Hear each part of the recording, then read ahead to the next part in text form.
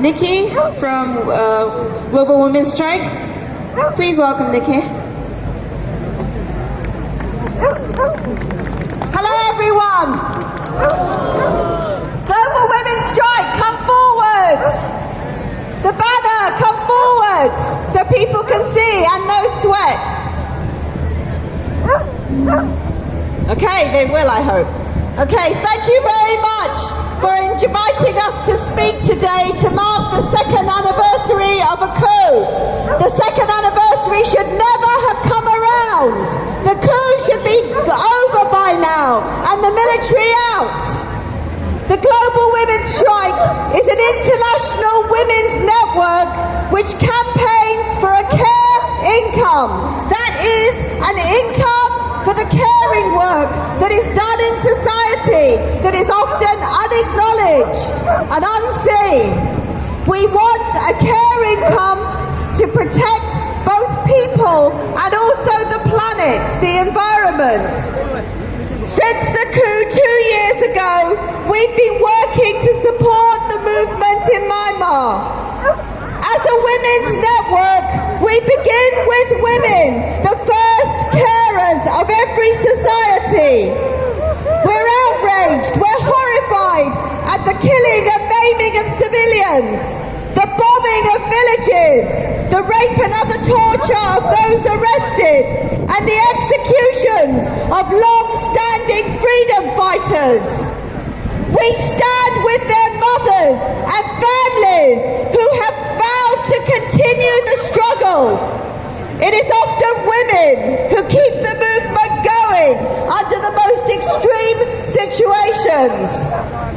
Some of us are from countries ruled by military dictatorships or fighting coups and occupations.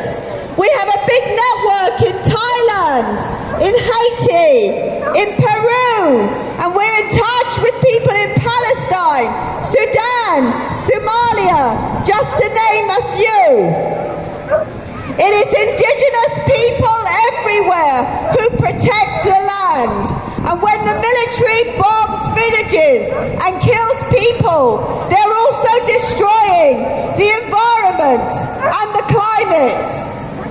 We are fundraising for the Karen Women's Organisation, a member of the Women's League of Burma, which provides life-saving support for all ethnic groups and all people who have had to flee their homes. We're working with No Sweat, who is just there, to support the unions of garment workers, 90% of whom are women, who are calling for comprehensive economic sanctions to remove the military. Our campaign, Myanmar Military, never in fashion, organised a tour for Kaisaung, the president of the Industrial Workers Union of Myanmar. Over 180 organisations from over 20 countries support the call for sanctions, including most trade unions in the UK. PCS, the union that you'll see marching past here, who are on strike today, will be hosting Kaisaung in London in July. The military coup in Myanmar is an employer's coup. Employers are naming activists to get them arrested and lowering wages, driving people back to slave conditions so they can increase their profits. The unions are demanding that brands withdraw from Myanmar, pay compensation to the workers, and support the civil disobedience movement and the National Unity Government. On Saturday, we'll be holding a protest in Oxford Street, as we did last year, to press brands to leave Myanmar. Some have said they're leaving, and that is a victory for our movement. But we must keep up the pressure until they all leave and the military is defeated. Please take a leaflet from my colleagues at the back and join us at 2 o'clock them. Western governments were quick to impose international sanctions on Russia over Ukraine. Why not Myanmar? The UK has said it will join the Rohingya genocide case, but justice is urgent, and the targeting of Muslim communities in Myanmar, in India, in Palestine continues.